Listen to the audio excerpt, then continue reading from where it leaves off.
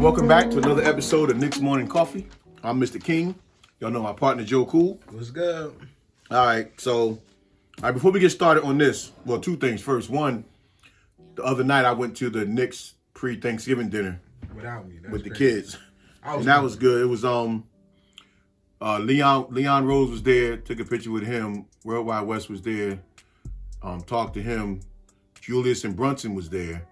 An interesting pairing I thought that was there serving the food was Marcus Camby and Jericho Sims together. Mm. So I said, damn, if Jericho is picking his brain, which is what I said to him, I don't just stand next to Marcus, make sure you're picking his brain. Mm. But that was just good that the Knicks always get out and they always do something special for the kids around the holidays. And then I got a group that I bring. Did Jericho smile? No, I tried to get a smile out of him. No, he gave half. All he did was put more meat on my plate. That's all he did. All right, before we jump into yesterday's game, let's look at where we, and again, we know standing watching this is too early in this case, unlike last year. But yesterday we started this, before our game yesterday, we started the day 6-6, sitting in the 7th spot. Mm. And we have been fluctuating between the 5th and 7th spot the past week. And now we were 4 games out of first place in this early season. We was 2 games out of 3rd place, and we were a game and a half out of 4th. Mm. So that just goes to show, even though it's early and everybody's still finding their way, it's 8 teams were separated between 5 and 12. Mm. 1 game separated 8 teams. Yeah. So that just goes to show that right now you in a fight. You in an early season fight, and the only good thing about it is that sometimes it's good to be at the top end, because we're at the bottom end of the fight. So we're at the top end of those 5 to 12, 5 to 8 teams. We're at the top end of that. Yeah, that is the positives. The positives that a lot of teams are going through this. Yeah, and then even you looking at in this early season, I know before yesterday, the Warriors were 5-7. You know that wasn't going to stay. Somebody like Philly had a losing record. There was a few other teams, and you had teams like Utah at the top, Cleveland. Yeah, Cleveland. Teams OKC. Teams like that are at the top that these things are going to shake out by the time you get to about 30 games. So all we got to do is try to figure out where we're going to land in that. But yesterday's game, I don't even know how to explain yesterday's game. And even go back to the game before that when we won, because our big three out of 4 games, our big three has been getting over 20 plus points a game.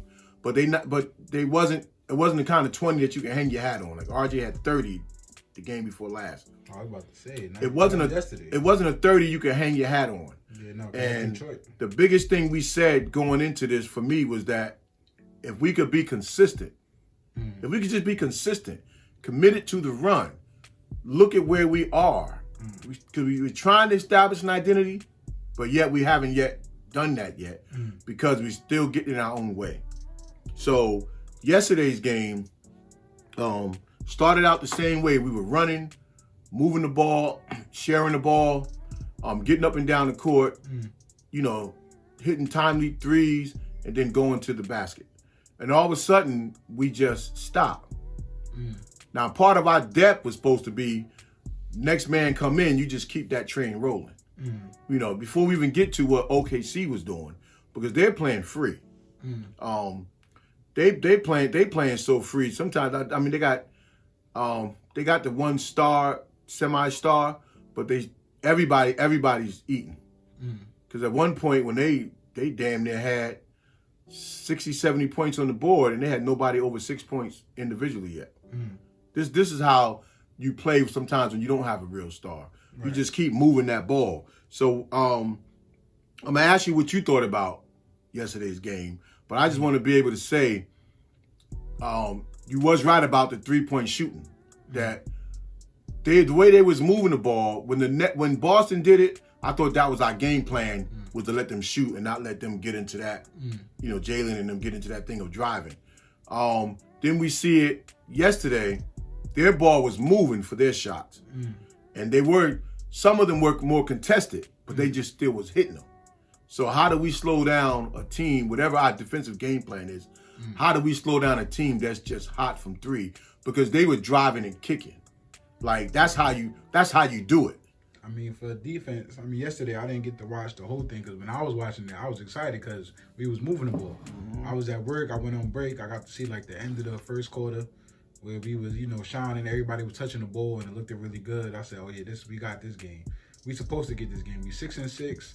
I was talking to my coworkers. I was like, we're not playing as if we're gonna be a high seed, but we playing like we're a playing game. We 6-6. We beating the teams we're supposed to, but we losing to the teams that we think we're gonna lose to. So that's like a playing kind of team, right? No. Well, I got to keep the whole that point. But that's where you're wrong at because prior to yesterday's game, we were 6-1 against teams with under 500 records. Well, those teams, I think we were supposed to beat anyway, right? All right, so cool. But when it comes down to defense with the 3-pointers, if you stop in the 3-pointer me, that's one-on-one basketball. That's up to the player, right? But they are in their face because sometimes there's nothing you can do about it. But we got Tibbs. So I'm going to bring up this point with Tibbs that this is your job. You're a defensive-minded coach, and that's what everybody loves with you, a hard-nosed defensive-minded coach. So there's no way we are, on the NBA stats, we're 15th in defense, but that's tied with other teams, right? And if you go down and count it, basically we 18th in defense. Right, we tied for 15th for defense with like 4 other teams because, like you said, everybody kind of got the same records and going through the same problems. But we basically 18th in defense. Now, like I know you a coach. Team defense is way better than individual defense sometimes, and that's your job to teach them how to play defense. If one thing we didn't have, we had defense. What I mean? Yeah. So that's how I feel about. That is like, there's no way a team should be scoring that much points on anybody. I mean, that's going through the NBA. 145. But look, this is Knicks channel, and we're going to talk about the Knicks. I don't really care what other teams are doing, but Tibbs. Well, let me answer that one. That got to get better. Let me answer that one before we get to the other one. Because this is where my dilemma is. Now, Tibbs say we're going to be a running team. He didn't exactly say this part, but this is the part that I'm just assuming that when you're a running team, unless you're trapping, and we're not a trapping team. We don't play that, which I don't know why we don't. But one thing Clyde always say is that everybody guard your man with no help. So what I'm starting to assume when I look at the Boston game, that maybe Tibbs is trying to develop them now because he's a scheme coach, develop them to play the individual defense. Because even though last night a lot of the threes they got, it wasn't that we was too far off helping. Tibbs have that 1 foot in the paint on the weak side, and then we'd have problems getting back. A lot of those threes was in our face or moving the ball in our face. So if he is trying to establish one-on-one defense, because you got some of the personnel that could do that, guys that could be capable, then that would lead to, okay, maybe they'll get better at it. Because if we're going to be a running team and everybody's had to guard their own man, then first it starts with the point guard, keeping a man in front of you. Not many guys have the capability to do that for 48 minutes, let alone 24 minutes. So I think maybe that's Tibbs' thing now. He's trying to make everybody hold accountable to guard your own guy. And that's fine. Because on offense, we're also 15th in offense. But if you count it, because we're tied with 15th with everybody else because it's early, we technically 19th in offense. Right? So this is when we have that conversation. Is it the coach or is it the players? RJ Barrett, right? You brought up his stats. You said 30 points against Detroit. It's Detroit. Like I told you, he's supposed to beat Detroit. RJ plays 33 minutes, 18 points, 5 rebounds, 2 assists per game. 42% from the field. So I told you I was bringing my notes. All right, y'all. So this for y'all stat guys. I'm not a stat guy. It's the intentions you do on the court, right? Donovan Mitchell. He's supposed to get traded for Donovan Mitchell. This is where I say players kind of do it to themselves. Donovan Mitchell played 39 minutes, 31 points, 4 rebounds, 6 assists, 51%. Dropped 38 points on RJ Barrett on the Knicks, right? RJ only dropped 15 points that game. Shea Gilchrist-Alexander. He had trade rumors with him. RJ Barrett does it to himself. This is why our defense is trash. He plays 35 minutes, 31 points, 4 rebounds, 5 assists, 54% from the field. 37 points last night. How much RJ Barrett scored? I thought RJ Barrett scored way more than that. He scored 4 points. So your defense ain't translation with the offense. So at what point do the coach look at you and say, yo, they killing you and we was going to trade you for these guys, but we had faith in you. And not only we did, the fans did. The fans said don't trade RJ, but we was split. But now that I'm looking, damn it, I'm a fool. Don't forget DeJounte Murray either. Yes, but I only did those two because we played those two. We played Hawks. We played the Hawks when DeJounte Murray went off on us. But remember, they was willing to trade RJ in them scenarios. It was everybody didn't want RJ. They was willing to trade RJ. It was Grimes. RJ was on the trading block. So he knew he was on the trading block. Grimes, that's another story because it's the impact on the court because now we all was agreeing on Fournier. What's the name Reddish comes in, and you can see the difference in defense. You can see the difference in the ball movement. Yeah. You can see the difference. So though he's not getting the numbers and it's not looking right, because like I said, numbers always kind of lie, but these numbers ain't lying because all the numbers is making sense. But with him, if he got more minutes, maybe, and they featured him more, right? Would that be the case? But that's the key. Remember, featuring is the key. Because remember, I always say that we don't manipulate baskets. Like we send our center. We always send our center to screen the man with the ball. Brunson don't need no screen. 85% of the time, he can break down his own man. He don't even use the screen. We should send that screener to the weak side wing guy. Let him come and get open. Either for the three-pointer or the curl, going to the basket. So if you got Fournier on the weak side at the three-point line, and you screen his man, he just comes over the screen, you hit him, that's an open three. You screen Reddish, same thing, he can hit the open three or he can drive to the basket. Now that'll create the defense moving, they can go to the hole and can dish it out. So we don't manipulate our baskets. Same way with Hartenstein, we did it once yesterday, when he do the pick and roll with Brunson, that's an automatic, that push shot is an automatic too, you know that, but we stopped doing it. When sometimes we need a basket, we could get that. Same thing with Jericho Sims. You screen him out wide. Those are when he get his alley oops. Like we don't manipulate. Bring me to my next point. Go ahead. We always say on the chin, make the game easy. Make the game come easy. We worry about the wrong things. If it was up to me, I would have RJ, Julius, and the coaching staff sit down and have a talk with this. So I was looking at the NBA leaders. I was like, do we need a star? You got a lot of notes today, don't you? We got a lot of notes. I'm not playing with y'all today. NBA leader stats. Because I don't want to just keep saying it. Yeah, go ahead. I'm with you. So so the NBA leader stats, we don't even got not one player in the top 30. Julius Randle is at 31. So like I said, also we can blame the coach and we can blame the players. So RJ Barrett, so Julius is playing good, but he's the 31 best player in the league currently right now. Now you go on ESPN. I looked at the top power forwards in the league. So now I looked these stats up yesterday, right? And yesterday, they actually had Obi at 20 and Julius at 19. No, they had Obi at 19, Julius at 20. Today they got Obi at 20 and Julius at 19. Which stat is that? This is the top power forwards, like percentage-wise. So I was like, I don't know how they got these numbers. So I went to go look. So Julius played 33 minutes. 20 points, 9 rebounds, 3 assists. He played 33 minutes. We feature him. We give him the ball. He can kind of just do whatever he wants. We talk about this all the time. A player can do whatever he wants when he get the ball and he's the featured ball. Knicks worrying about the wrong thing. Obi Toppin, you said we complain that we're not even using him right.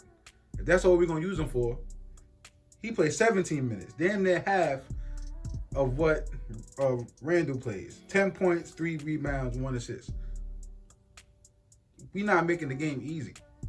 If we made the game easy, like these stats would be better.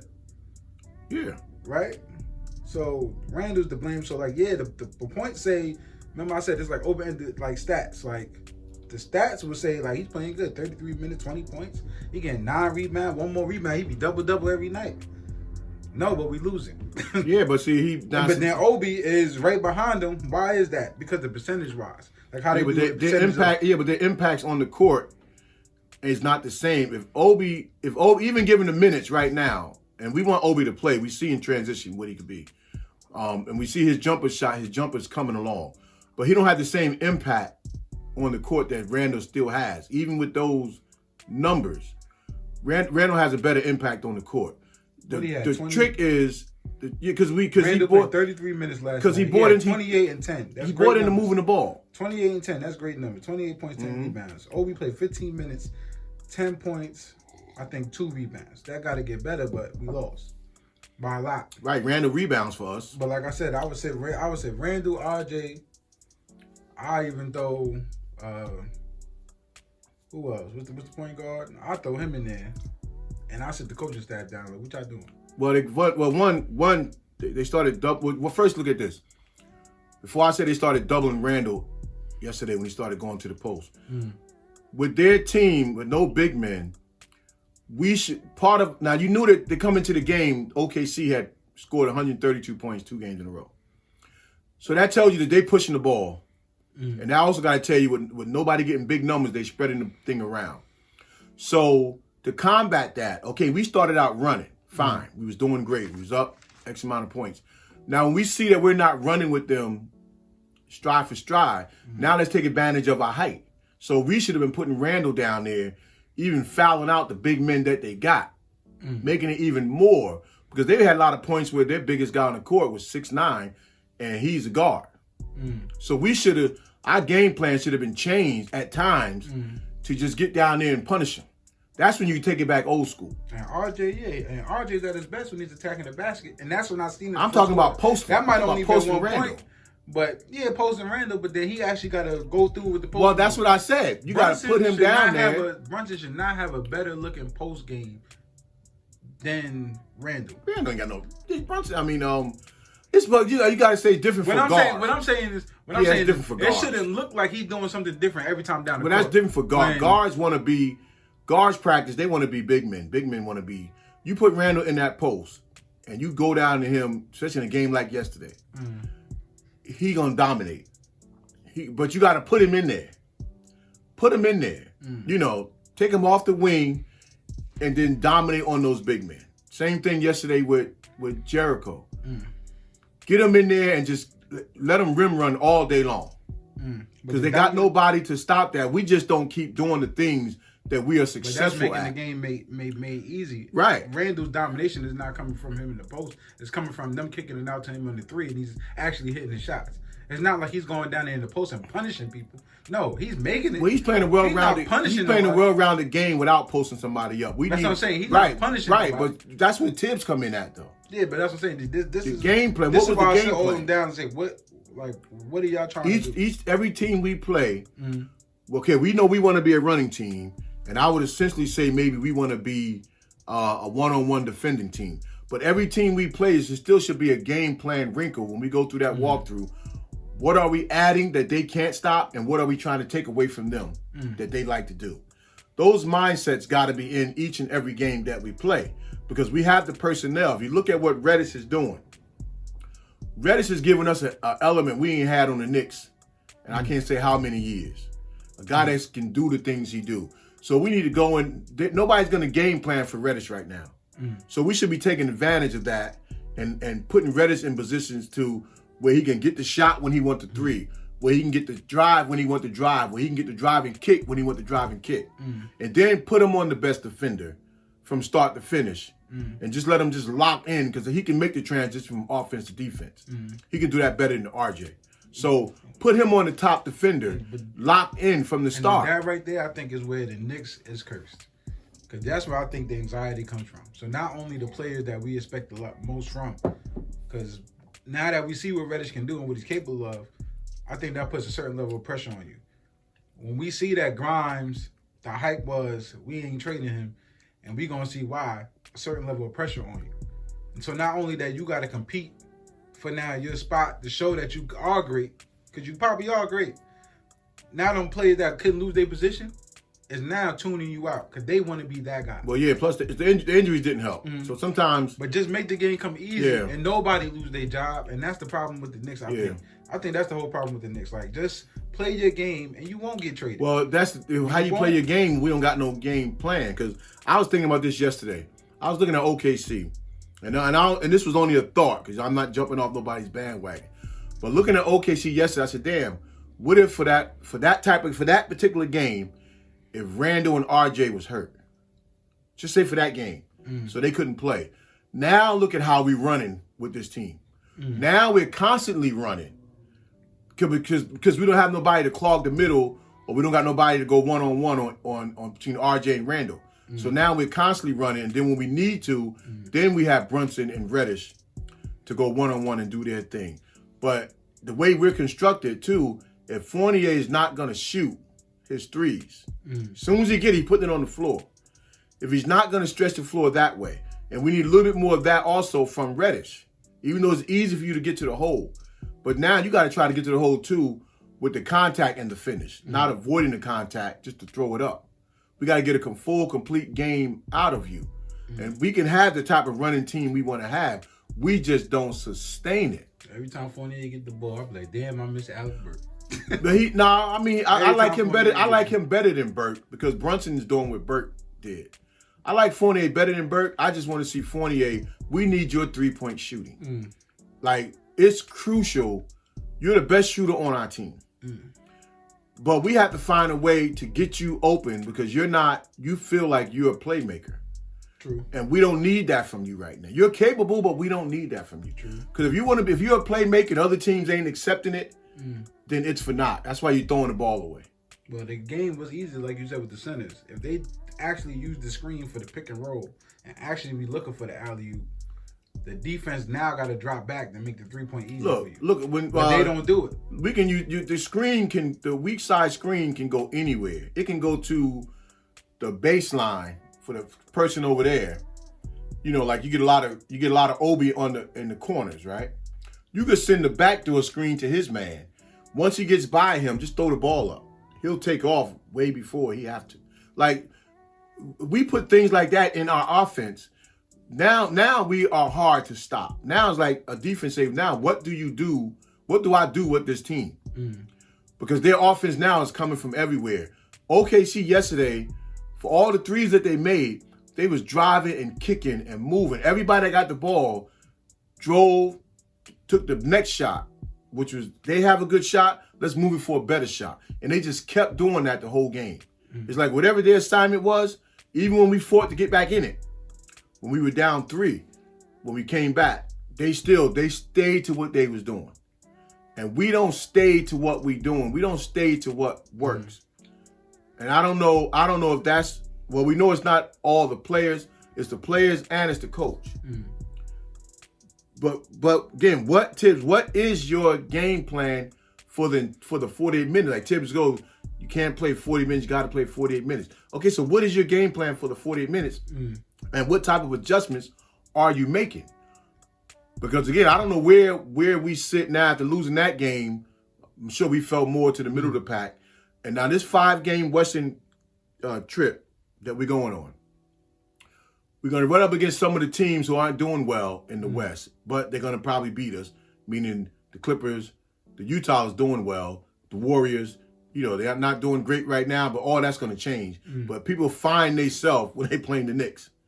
All of a sudden, they come alive. So I'm just starting to get to the realization with this 5-game road trip, and I thought about this win or lose yesterday. We could possibly go 1-4 or 0-5 on this 5-game road trip. And that's going to push us probably all the way back down to that 12th spot we was talking about. Now, the good part is that's not a barometer of where we are if we did go 0-5 on this particular trip. Because we already been tested. We've been tested by not the best records in the East, but by the best teams in the East. Other than we didn't play Miami or Chicago yet. But we played Milwaukee, we played Philly, we played Brooklyn, we played Boston.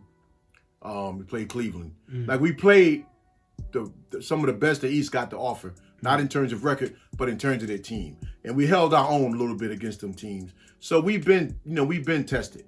Kevin Durant went off on us, but Julius played him well. I mean, every time Kevin shot, there was a hand in his face. That's all you can ask for. So if we go 1-4 or 0-5, we're gonna probably drop. Whose job is on the line? Nobody's job is on the line. You don't think so? No, in this case, no, because it's so tight. Remember, one game separates. So if you go to 0, what you got to bring back from this trip is team togetherness. That's what's got to come back from this trip. For me, right now, I'm looking at if you lose a close game by a bucket, yeah, that drive you nuts. But you got to come back from this trip with the Knicks feeling like we bonded on this trip in a way, even though we didn't win. We found out something about ourselves on this trip, and we could take it from there. Yeah, but I got to see some consistency in what makes us win. So either the pick and roll, that means the guard got to use the screen. Brunson don't need it, but keep the defense on their toes. Just use the screen and let them roll to the basket and see what happens. Because them backing up, you can get an open 3. Offside screens, but which we don't do. So, but Brunson's screen, that would be something where they got to be listening to the channel and they say, all right, let's try it, because they don't do it. We don't do it. Yeah, but remember, a lot of Brunson screens, he's going for self. A lot of his screens aren't, and I'm not knocking it, but a lot of his screens he's going to shoot. But even if so, we need screens where we kind of do it, and it's cramped in there, but they just know, oh, Mitch is behind me, so I'm just going to throw it up anyway. Be getting put back. Jericho doing a phenomenal job. Yeah, but their guard, we need a team like Milwaukee and them, their shooters stayed where they belong.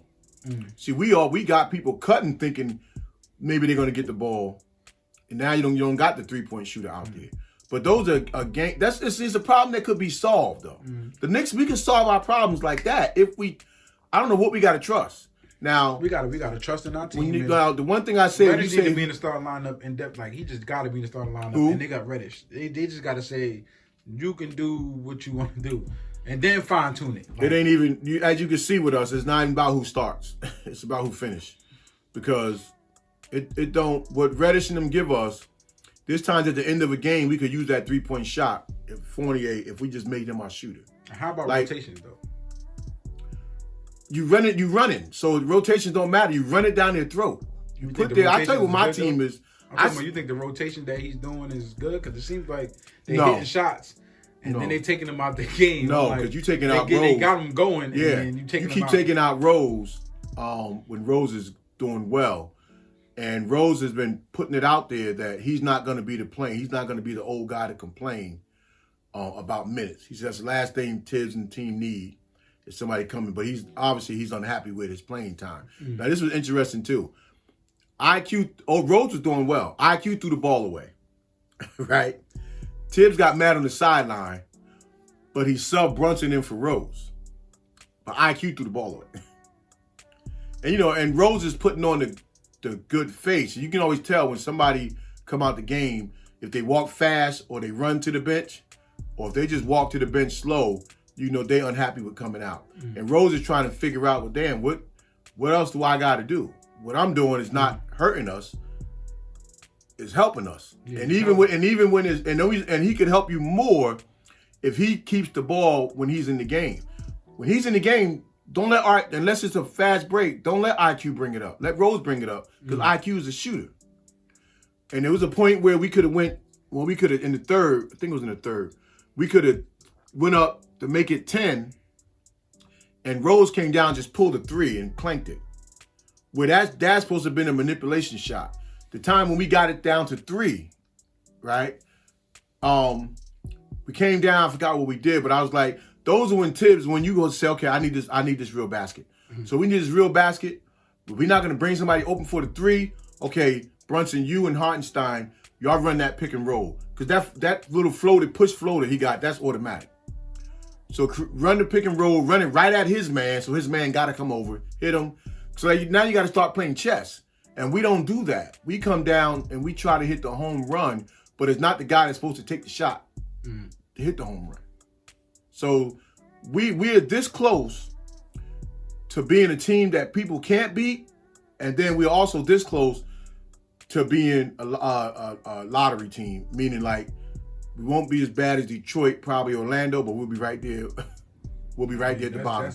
That's what it's looking like. Well, only because we're doing it to ourselves. Some teams they can't help it, but we doing this to ourselves. Listen, I'm not sugarcoating because, like I said, this is a Knicks channel, and we're gonna talk about the Knicks, the good, the bad. When they're doing good, you're gonna hear me say it. When we're doing bad, I'm gonna tell you. Like I'm not no coach. I'm not no media. I'm not. So when I say it, and I love y'all, but listen, y'all gotta do better. Like there's no way y'all should be. It's like y'all like getting disrespected. See, y'all lose to the Nets, and y'all knew what that game was supposed to be. Y'all lose to Donovan Mitchell. Y'all know what that meant to y'all.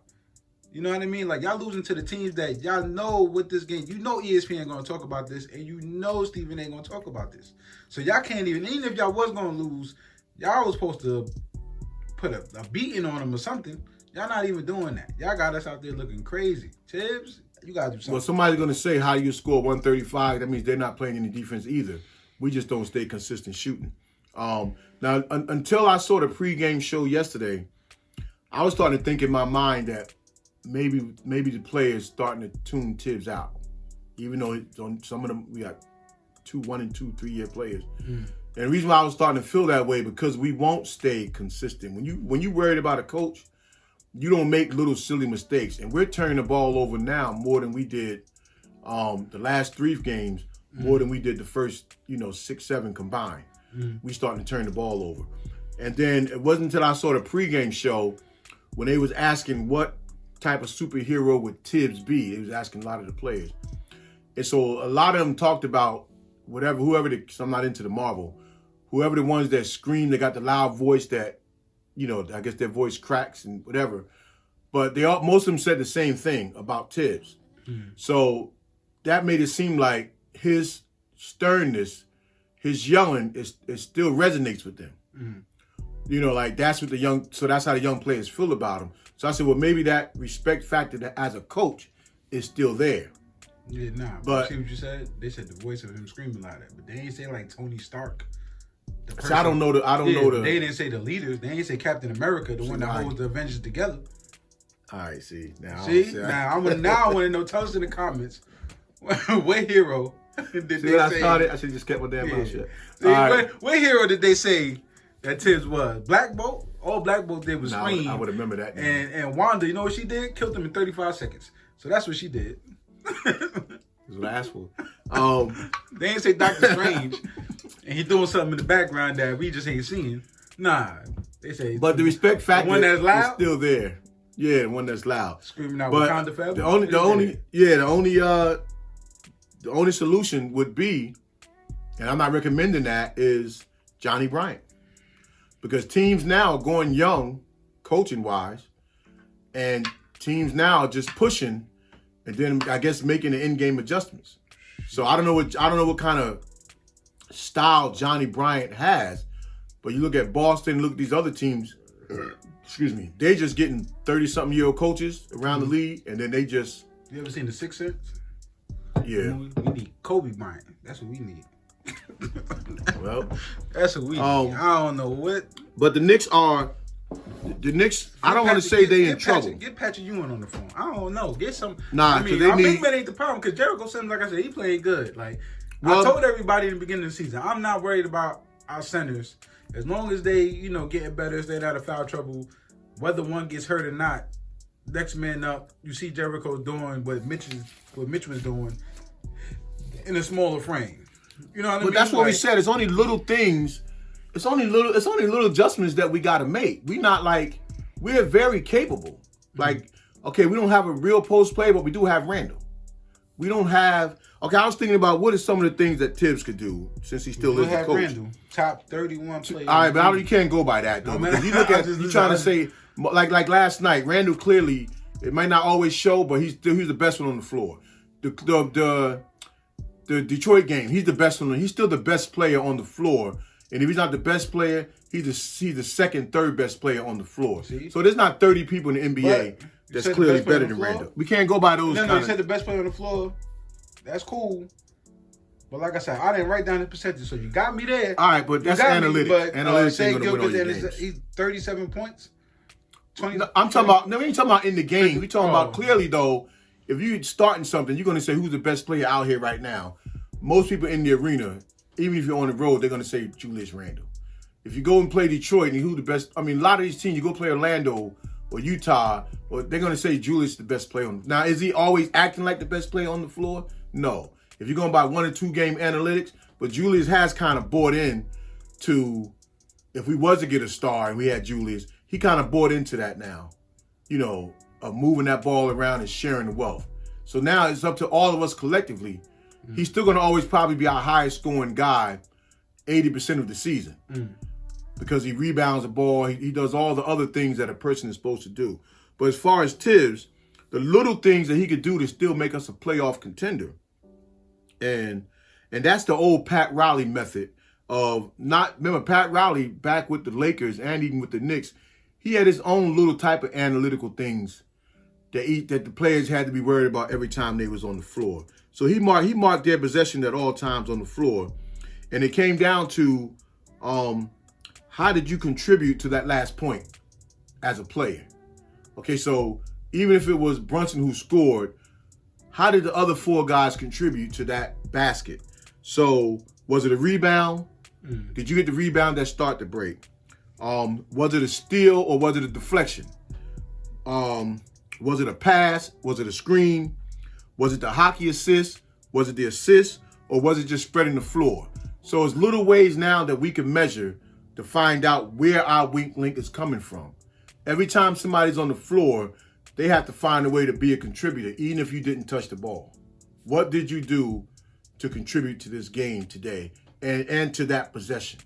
And Tibbs could just take it back a little bit. And we don't know what he's doing or not doing in practice. But if he could just take it back a little bit to put the onus on the player, our results will be, okay, we still not a top 4 team as people say. But looking at the standings, the early standings, why not? Why not be a top 4-6 team? Because it's the way that you're losing.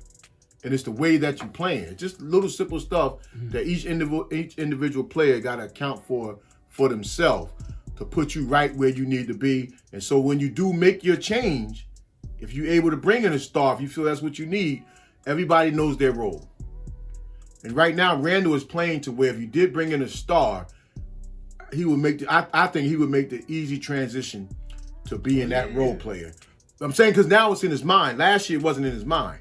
So his 3-4 minute meditating before the game, he's saying he's trying to get back to making a game when it was fun again as a kid.